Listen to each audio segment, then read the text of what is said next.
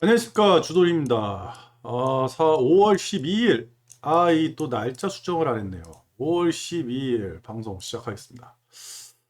5월 12일 목요일이군요. 여러분들 오늘 주식시장 어떻게 보셨나요? 저는요. 제가 어제 방송에서 오늘 주식시장에서 곧버스든 레버리지든 좀 투자를 해야겠다 이렇게 말씀을 드렸는데 투자를 못했습니다. 어저께 나스닥이 폭락을 했죠. 과연 이 폭락이 맞는 것인지, 진짜로 금리라든지 아니면 어떠한 문제, 지금 나와 있는 코로나라든지 이런 것 때문에 주가가 하락을 하는 것인지, 약간 의문이 생겼어요. 근데 장중에 또 오늘은 옵션 만기라서 장중 변동폭도 굉장히 컸고요. 그래서 아직까지 투자를 못하고 있습니다. 확실하게 이 투자를 해야겠다. 그런 생각이 안 들더라고요. 근데 두려워요. 장은 계속 하락을 할 것 같다는 그런 느낌, 그 느낌은 계속 들고 있거든요. 오늘 장이 어떻게 끝나는지 한번 보도록 할게요.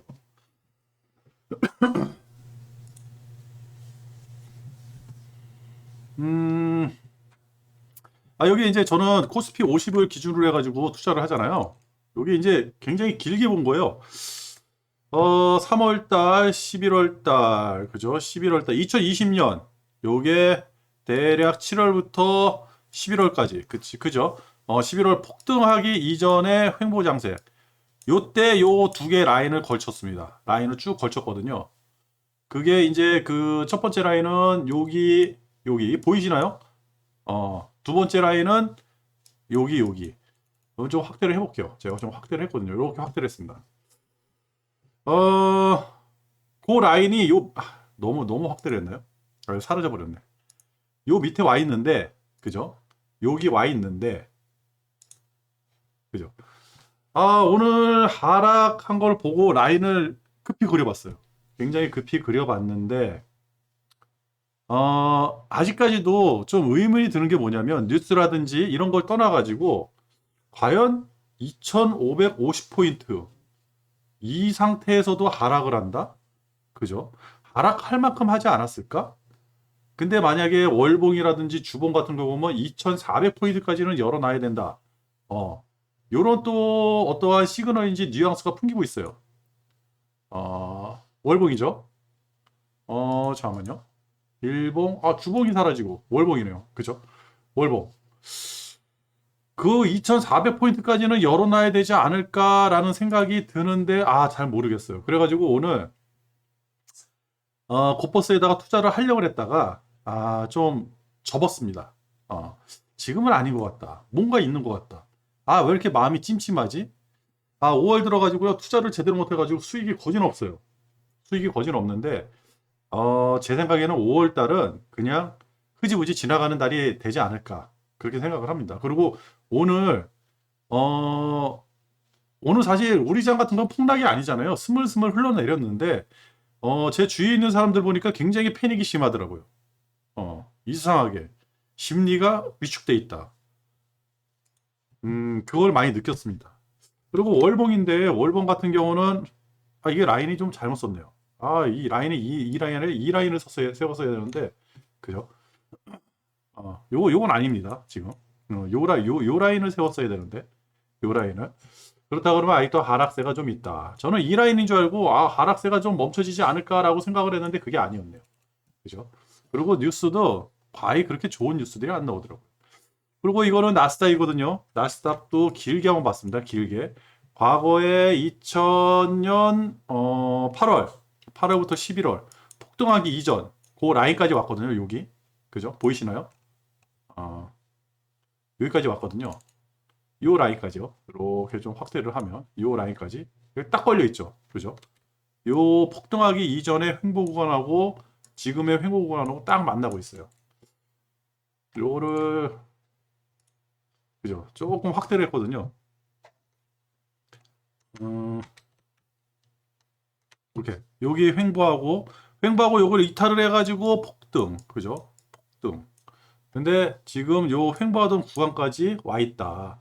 그렇다 그러면 11,000선까지 보고 반등을 하고 사실 이거 깨고 내려가기는 힘들겠죠. 그죠? 이 라인은 진짜 깨기 힘들겠죠. 여기에 매물대가 어마어마하니까.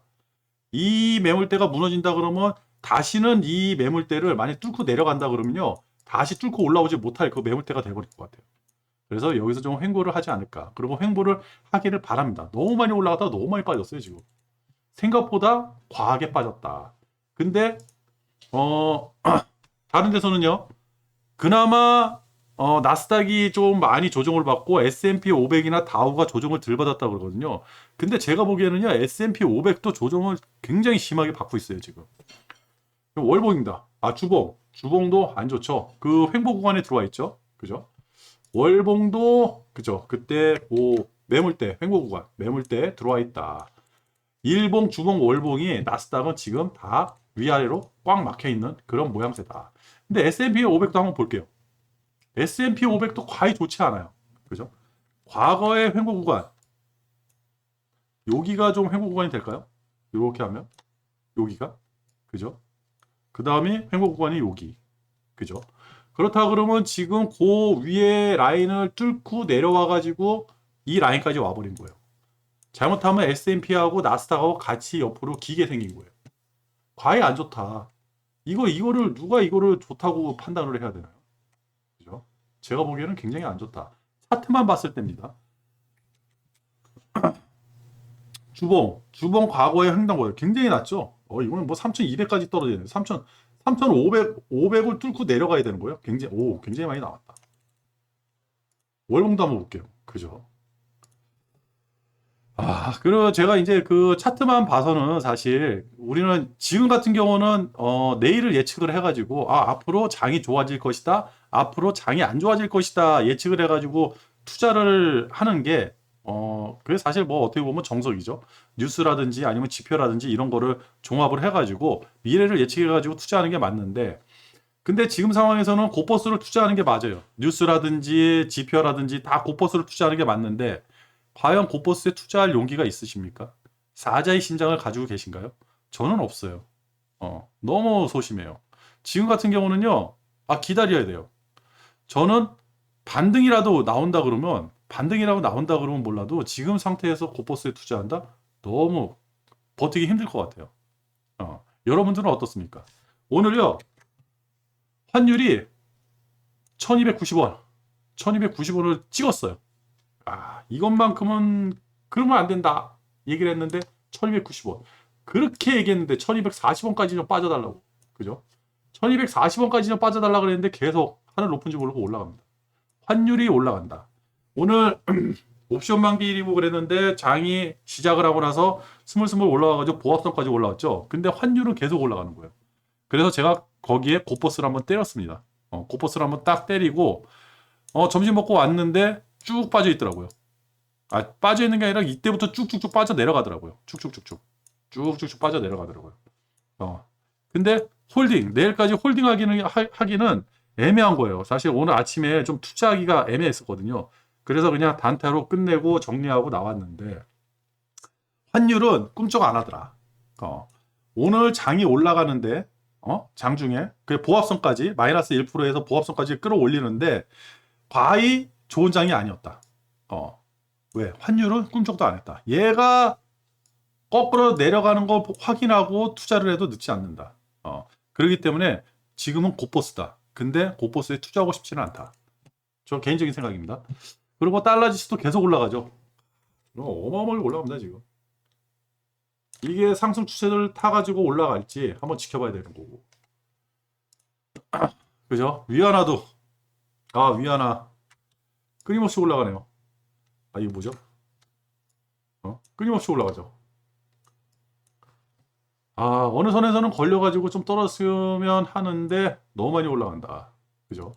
6.7, 6.8까지 지금 보고 있습니다.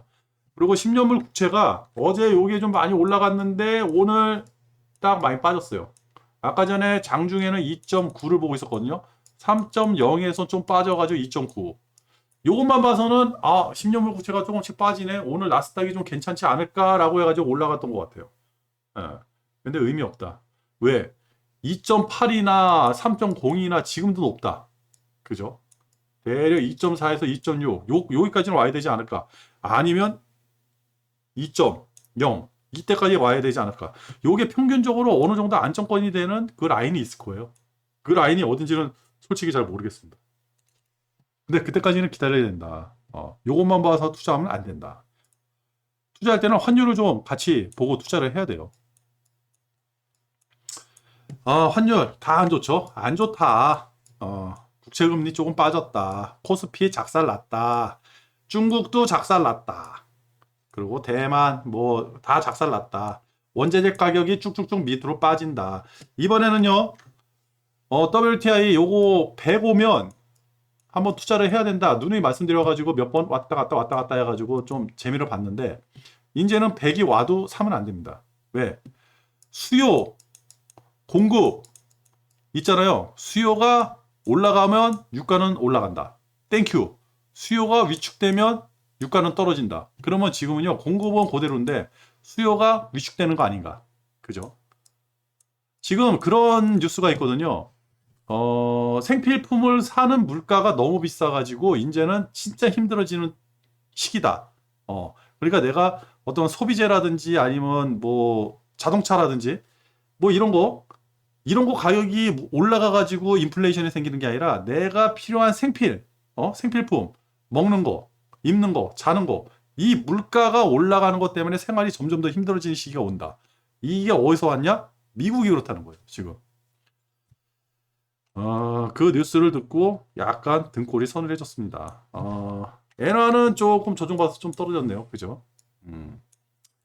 그리고 터키, 15.3. 요거 계속 봐야죠. 계속 올라오고 있습니다. 쭉쭉쭉쭉. 계속 추적을 하고요. 어제 나스닥 작살났고, 그죠? 그 다음에 지금, 요거는 이제 제가 5시 09분에 캡처를 했는데 지금은 모르겠어요. 유럽도 지금 많이 빠지고 있다. 어제 나스닥은요, 대형주 위주로 빠진 것 같아요. 그죠? 그나마 반도체 AMD가 안 빠졌어요. 그래서 우리나라 삼성전자가 좀 버텼나요? 그건 잘 모르겠어요. 애플, 테슬라는 모르겠어요. 애플은 빠지면 이렇게 5%씩 빠지면 안 되는 건데. 요거 보고 깜짝 놀랐습니다. 그리고 GM이 많이 빠졌다는 거. 그렇죠. 이제는 이제 자동차, 어저께 CPI 지수 중에 이제 그게 있었어요. 생필품 가격이 너무 많이 올라가고 자동차라든지 중고차 가격은 그런 데로 안정돼 있었다. 그래가지고 오히려 더 안 좋은 그 소비자 물가 지수가 나왔다.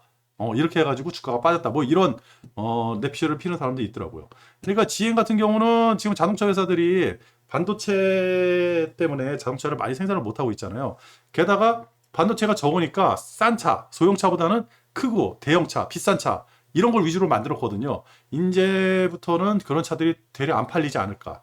유가도 비싸고 내가 쓸 여력도 없어지고 금리도 많이 오르고 그죠? 미국 같은 경우는 일자리도 많고 월급도 많이 받고 하는데 실질적으로 시간이 지나면 지날수록 이게 다 상쇄돼 버리면 내가 그 기사가 그 기사에 그런 기사가 있었다거든요. 생필품을 사는 물가가 너무 많이 올라가지고 내가 지금 살기가 너무 힘들다. 그렇게 된다 그러면 어떠한 그 소비 활동은 굉장히 위축이 되겠죠. 자동차 사겠습니까? 안 삽니다. 2009년도에 대형차들 싸그리 다 망해버렸어요. 소형차들만 판매되는 그런 때가 있었거든요. 자동차 회사 한번 유심히 봐야 됩니다.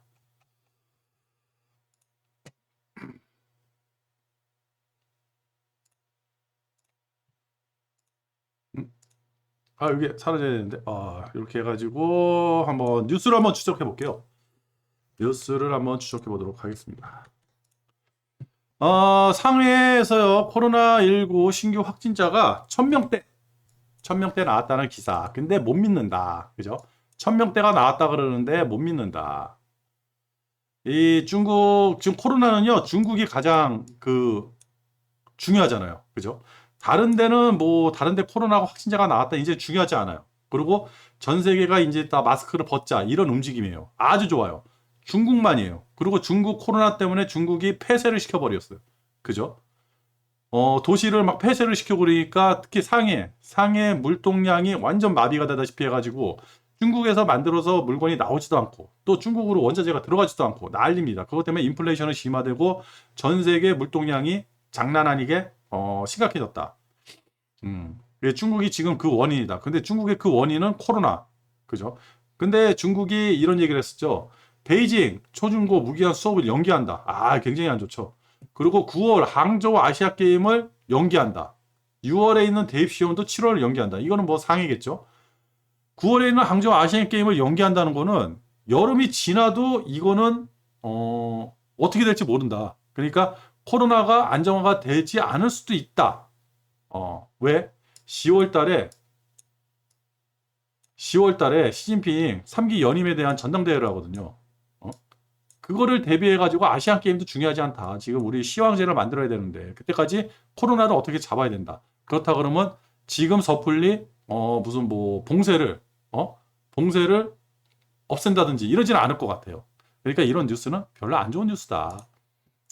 그리고 영국이 북아일랜드하고 협상을 파기한다 뭐 얘기를 하는데 이게 뭐냐면 옛날에 브렉시트 있잖아요. 영국의 브렉시트. 이 얘기예요. 이것 때문에 무슨 뭐 뭔가 있나 봐요. 굉장히 복잡한 뭔가 있는데 이 얘기가 왜 나왔냐? 아직 유럽은 단결이 안 돼 있다. 이겁니다. 유럽은 아직까지 단결이 안 돼 있다. 유럽이 지금 단결을 해가지고 러시아를 공격을 하고 있잖아요. 유가라든지 뭐 가스, 원유 이거를 자기네들이 그 러시아로부터 독립을 하겠다. 제가 여지까지 주식하고 여지까지 이제 이런 뉴스들을 접하면서 유럽이 어? 특히 옛날 EU 어? 그렇게 통합된 적을 본 적이 없어요. 옛날 그리스 사태 났을 때만 해도 그때는 뭐 그냥 유튜브라든지 한번 구글링 해가지고 예전 그리스 사태 그거 한번 검색을 해보십시오. 돈 얼마 안 되는데 그 돈을 못 줘가지고 얘네들이 아주 그냥 지들끼리 싸우고 그리스 파산 나고 그것 때문에 전 세계 경제가 그냥 우르르 주저앉고 근데 그리스에 그 지원해달라는 돈이 얼마 되는 돈이 아니에요. 지금으로 치면 진짜 세 발의 피죠. 지금은 진짜 돈을 너무 많이 풀었으니까. 예. 그렇다. 그래가지고 요 뉴스는 이유는 서로 못 잡아먹어서 아직도 안달이다. 핀란드 총리가 나토 가입을 신청을 한대요. 그러면 푸틴이 화가 나겠죠. 그죠? 자꾸 건들면 니들 나 가만히 안 있어 해가지고 유럽의 가스를 차단해 버렸습니다. 좀 이따 기사가 나와요. 푸틴이 승진이 났다. 푸틴한테 출구 전략을 만들어줘야 된다. 그리고 신흥국 얘기예요. 브라질 4월 물가 상승률이 26개월 만에 최고. 몇 프로가 올라갔냐? 12.3% 물가 상승률. 난리래요, 난리. 휘발유 31%, 에탄올 42%, 경유 53%. 와, 그죠? 경유가 휘발유를 가격을 넘어서는 지금 그런 상황이죠. 스리랑카 군경 발포. 스리랑카 지금 이 군경 발포가 아니라 지금 난리래요. 스리랑카. 무정부 상태. 그죠? 아까 전에 그것도 그렇고 지금 것도 뉴스도 그렇고 뭐다? 신흥국 얘기죠. 신흥국에서 한번 뭔가 크게 한번 터진다 그랬으면 연쇄적으로 빠바바바바바. 그죠? 그리고 지금 유심히 보는 나라가 터키. 터키 이외에 경제 규모가 큰 나라가 또 다른 데서 한번 터졌다. 아니면 동유럽 국가들 중에서도 또 뭔가 터졌다. 하여튼 신흥국은 유념해가지고 지금은 조금 신경을 써가지고 봐야 됩니다. 신흥국 얘기. 요거예요. 아까 전에 생필품 가격이 너무 올랐다. 생계비 위기 직면했다. 인플레이션 너무 오래된다. 이 얘기입니다. 이게 어디냐? 미국이에요.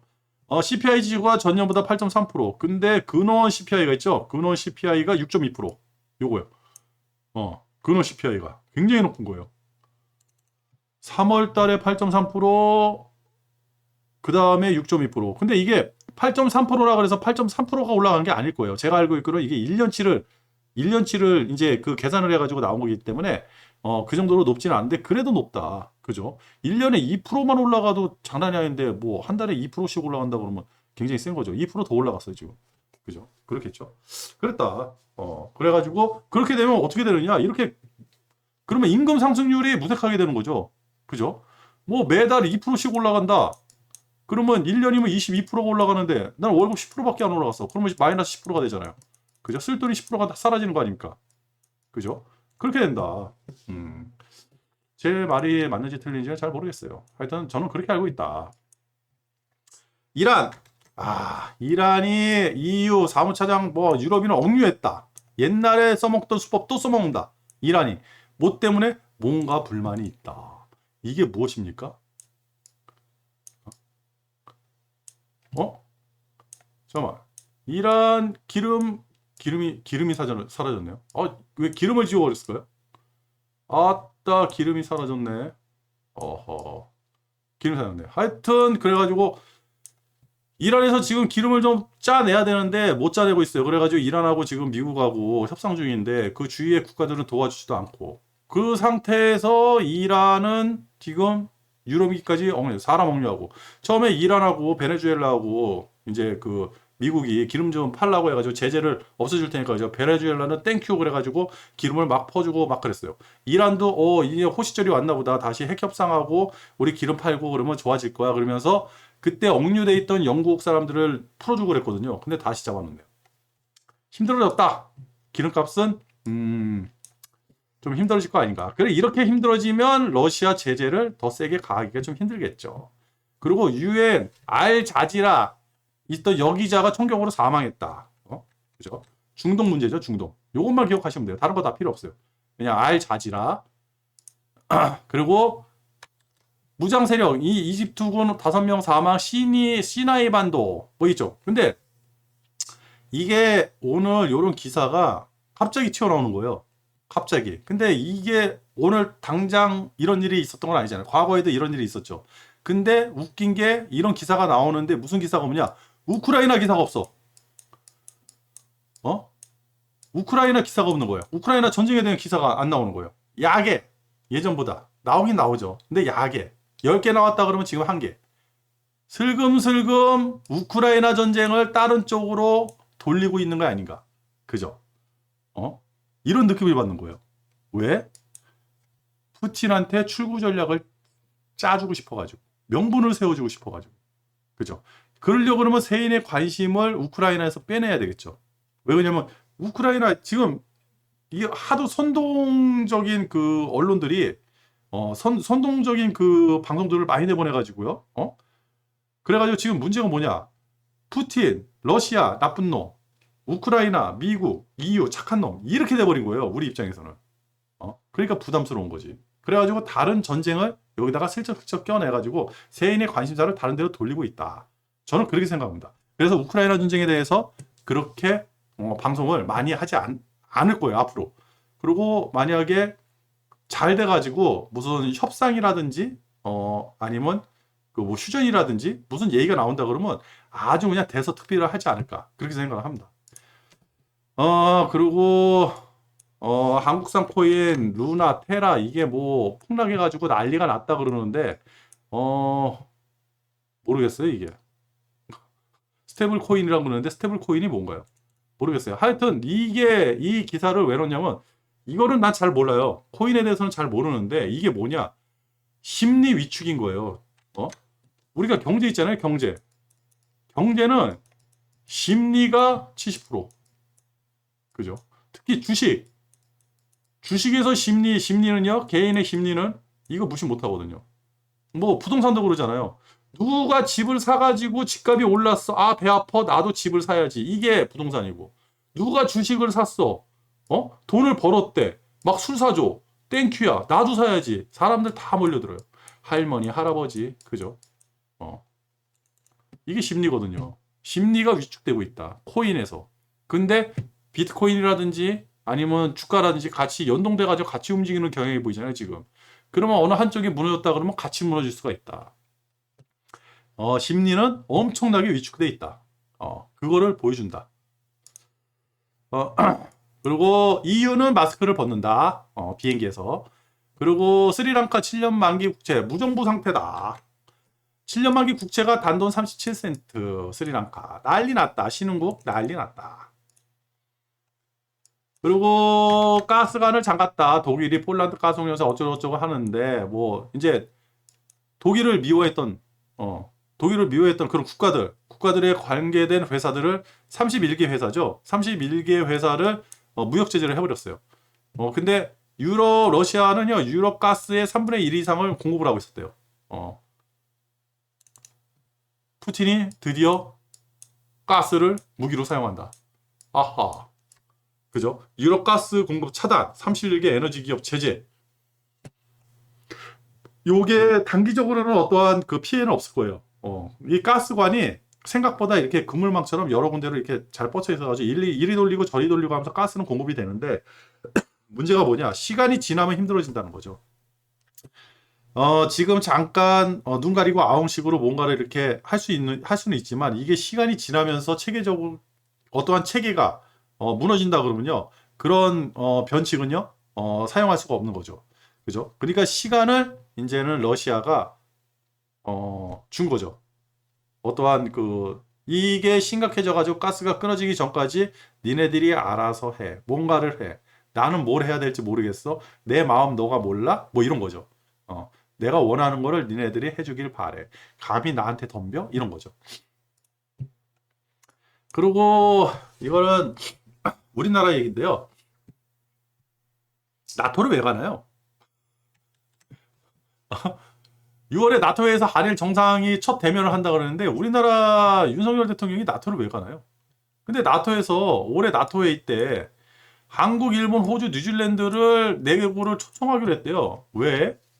나토는 저기 유럽인데 굳이 여기까지 가? 그러면 중국은 러시아, 중국 친한데 우리가 나토를 가가지고 샤바샤바 해대면 중국이 우리를 뭘로 보겠습니까? 싫어하지 않을까요? 안 싫어할까요?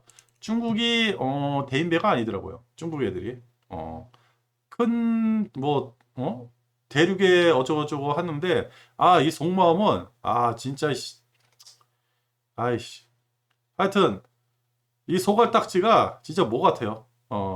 소갈딱지가 뭐 같아가지고 그런 놈들한테 자꾸 빌미를 주는 거 아닌가. 그죠? 그렇다. 그래가지고 과연 여기를 갈 필요가 있을까라는 생각을 하는 겁니다. 그리고 또 있어요. 요거 먼저 할게요. 미국 어저께 그 기사에 썼죠. 대중관세 인하한다. 그랬더니 중국이 땡큐. 진작 철폐됐어야지. 그러면서 실현될 가능성이 있다고 반기는 분위기다. 중국에서요. 중국에서는 실현될 가능성이 있다. 그렇죠. 이걸 한다 그러면 중국이나 미국이나 서로 윈윈할 수 있는 그런 거죠. 근데 중국하고 미국하고 친한가요? 안 친해요. 안 친하니까 이런 짓을 했거든요. 미국 애들이. 근데 이제 와서 이걸 푼다? 10년의 공이 사라지네요. 10년의 공이 사라집니다. 10년의 공이.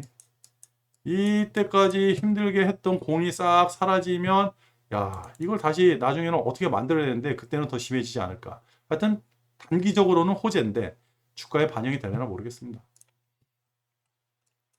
그리고 이런 게 나왔어요. IPEF. 이게 뭔가요? 오늘 처음 듣는 단어. IPEF, 인도 태평양 경제 프레임워크. 이게 뭐예요? 모르겠어요. 근데 20에서 24일날, 20일날 이제 바이든이 우리나라 온다 그러잖아요. 근데 바이든이 와가지고 이거를 공식적으로 출범시킨대요. 공식적으로. 그래 여기 싹 봤더니 이게 뭐냐? 이걸 많이 들어봤죠? CPTPP. 그죠? 이게 예전에 이제 그 미국 해가지고 이제 일본하고 해가지고 뭘 하려고 그랬는데 우리가 여기 들어가네 안 들어가네 말도 많고 했었는데 요게 안 됐어요. 근데 요거를 이제 안 한대요. 왜? 미국의 일자리에 미칠 영향을 우려해 요거는 안 한다. 그래서 새로 만든 게 이거다. IPEF. 그렇다 그러면 요것도 우리가 들어가기 힘들었는데 요거를 들어가라 그러면 요거는 우리한테 굉장히 불리한 뭔가가 있지 않을까? 전문가들이 이제 요거에 대해서 설명을 해주겠죠. 근데 요거를 왜 만들었냐? 중국이 영내 포괄자 도마 요거 들어봤죠? RCEP 요거는 뭐였는데 영내 포괄자 동반 경제자 자 죄송합니다. 영내 포괄적 경제 동반자 협정 그죠? 중국이 요거는 많이 들어봤어요. 미중 무역 분쟁 때 요 단어를 많이 들어봤거든요. 근데 요게 갑자기 딱 튀어나왔어요. 요거에 대항을 해가지고 요거를 만들었다. 요걸 만들었다. IPEF 만들 것이다. 이번에 20일 날 와가지고 만들 것이다. 그러면 얘는 미국 그죠? 얘는 중국. 우리 어디 붙어야 되냐? 한국 어디로 가요? 일로 가, 일로 가. 참. 자꾸 이상하게 윤석열 정부가 들어서고 나서 선택의 시간이 자꾸 오는데, 이게 북한, 이 중국 애들 이거, 이거 어떻게 될까요? 큰일이네요. 하여튼 그렇다. 이상한 뉴스 나왔다. 그리고 ECB 11년 만에 금리 올리나 뭐 7월 금리 인상설 있잖아요. 요거는 먼저 번에 9일날 기사가 나왔었죠. 9일에 그죠? 9일에 비둘기 위원들이 7월에 금리 인상해야 된다. 이런 반응이 나왔는데 라가르드 ECB 총재가요. 본격적으로 7월에 인상을 해야 된다는 시사를 했어요. 그러면 7월 달에 인상을 한다는 얘기입니다. ECB 총재가 나와서 얘기했으면 인상을 해야죠. 유럽도 금리 인상을 한다. 제로금리는 이제는 사라졌다. 그만큼 인플레이션이 우리한테 끼치는 해가 너무너무 크다. 그리고 테슬라 뭐 이제 이게 저희 상해죠. 상해 공장을 가동하는데 제대로 가동이 안 될 것이다. 뭐 이런 기사가 나왔어요. 그렇다 그러면 아직도 힘들다. 그죠. 이거예요. IPEF 출범하는데 미중 공급망 어쩌고저쩌고 하는데 중국, 한국 견제를 하겠죠. 그죠? 요렇게 기사가 나왔습니다. 한번 읽어볼게요. IPEF 출범 시 미중 공급망 전쟁 본격화, 한국의 견제구, 관연지, 한 참여하지 마라. 중국 국익 훼손에 보복 유발할 수도 있다. 제발. 이 중국 놈들이 이런 단어를 쓰면 진짜 심각한 거예요. 보복. 저 마늘 관세 저기 했더니 그냥 우리나라 저기를 가전제품을 그냥 다 덤핑으로 그냥 넘겨버려가지고 이 새끼들 아주 그냥. 하여튼 중국은 건드리면 힘들다. 얘네들 등치에 우리가 싸울 수가 없다. 근데 우리가 아까 전에 말씀드렸듯이 IPEF 바이든이 와가지고 우리나라까지 와가지고 이걸 얘기한다 그러는데 윤석열 정부가 이걸 그래서 오늘 LG 생활건강이 폭락을 했나요? 실적이 안 좋다 그래가지고 모르겠습니다. 안 좋다 하여튼 지수를 투자하는 주도인한테는 너무너무 안 좋은 뉴스다. 그렇죠. 가스를 잠갔다. 헤르손 뭐 얘기하는데 헤르손은 잘 모르겠어요. 그죠. 요 기사가 뭐냐? FED 인사들 물가 급등에 화들짝 놀랐지만 빅스텝을 고수한다. 빅스텝을 고수한다. 근데 웃긴 건 뭐냐? 이게 어제 기사가 있었어요. 기사가 뭐냐? 애틀란타 총재, 클리브랜드, 세인트루이스, 뉴욕, 리치몬드, 크리스토퍼 윌러 FED 이사 등이 금리 인상은 50bp보다 조금 더 강도 높게 50보다는 조금 더 강도 높게 할 필요는 있다라고 얘기를 했는데 75bp에 대해서는 별로 얘기를 안 했거든요. 이 기사가 뭐냐? 75bp 해야 된다 라는 기사예요. 약간 강도를 더 높여야 된다. 그래가지고 75bp. 그러면 이렇게 했죠. 월가 도박사들이 이제 그 6월 달에 금리 인상이 50bp가 될까 75bp가 될까에 대해서 배팅을 할 거예요. 짠짠짠 배팅할 거야. 75인지 50인지. 이제 슬슬 나오겠죠. 내일이나 이번 주말에는 이 뉴스가 나오지 않을까 그렇게 생각합니다. 그렇다고 하면 빅 스텝이 아니라 자이언트 스텝에 대해서 얘기를 하고 있는데 얘네들은 아직까지는 빅 스텝이다 이렇게 얘기한 거예요. 자이언트 스텝. 파월이 75bp는 없다 그랬는데 있을 수도 있다. 그리고 이 사람은 왜 나와서 얘기하는지 모르겠지만 더들리 예전 뉴욕 여느 총재가요 물가 잡으려면 5% 금리를 5% 올려라 이런 사람도 있고. 그리고 또 중국은 뭔가요? 중국은 지금 상해에 꽃을 심고 있대요. 그러면서 사진을 찍어가지고 여기저기 뿌리고 있다. 참. 세계 4위 밀수축국인 프랑스마저 32년 만에 최악의 건기를 맞았다. 그래가지고 곡물이 작살나면 어떻게 된다? 곡물 가격이 올라간다. 근데 어제 그런 기사가 있었죠. 인도가 생각외로 밀수출을 많이 하고 있더라. 인도가 지금 폭염 때문에 난리잖아요. 근데도 밀수출을 많이 하더라. 그리고 중국 베이징에서요. 집도 안 사, 주식도 안 사. 1인당 예금이 4천만 원을 돌파했대요. 은행. 그죠? 여기는 달러. 얘네들은 위안화. 계속 은행으로. 안 사요? 투자를 안 한다는 얘기죠. 그게 뭐냐? 심리가 위축돼 있다. 아까 전에 코인 얘기를 말씀드렸잖아요. 심리 위축되면요. 요가 그냥 뭐 좋은 일이 있어가지고 팍 바뀌질 않아요. 굉장히 천천히 바뀔 겁니다. 그래서 당분간은 주식이고 부동산이고 채권이고 다 힘들지 않을까. 그렇게 생각을 합니다. 뉴스는 여기서 끝났네요. 여러분 다시 한번 복습을 하는 걸로 해가지고 유가 더 이상 증산하기 힘들다. 그리고 신흥국 얘기가 나오는지 뉴스를 보실 때 꼭 한번 확인을 하셔야 되고 중국이 너무너무 어렵다. 중국이 경제 성장률도 하락을 하고 코로나 때문에 작살이 나고 있다. 그리고 26일 날 금통위가 있고 20일 날 바이든이 우리나라에 오고요. 특히 아까 전에 이제 그 스리랑카 무정부 상태가 됐다 그랬잖아요. 그게 다 이제 먹는 것 때문에 그래요. 가난한 사람들은요, 먹고, 입고, 자는 것만 해결해 주면요, 크게 뭘 안 합니다. 그 사람들 비하하는 게 아니에요. 근데 왜 그러냐면 이 신흥국에서 문제가 생기니까 그런 거예요. 신흥국, 특히 가난한 나라들에서 먹는 거라든지 입는 거, 아니면 자는 거, 물가 상승률, 이런 것 때문에 문제가 생기잖아요. 그러면 그게 반정부 시위 폭동으로 이루어지는 거예요. 경제 문제가 정치 문제로 확전이 되는 거죠. 이거는 뭐 역사적으로 다 증명이 된 거니까요. 그리고 중국 코로나 한번 유심히 봐야 되고, 금리 심상치 않다. 6월 금리 75bp 얘기 나오기 시작했다. 그리고 러시아 푸틴이 드디어 발작을 일으켰다. 유럽 가스 공급을 차단을 했다. 일주일 내에 이거에 대한 해답을 내놔야 될 거예요. 유럽은요. 그래서 어떻게 해답이 나오는지 그걸 봐야 됩니다. 저는요, 내일이 금요일이잖아요. 내일까지는 주식을 좀 쉬어야 될 것 같아요. 내일까지는 주식을 쉬어야 되고, 그 다음에 월요일 날 다시 한번 곧버스든 레버리지든 배팅을 해보도록 하겠습니다. 오늘 방송은 여기서 끝낼게요. 끝.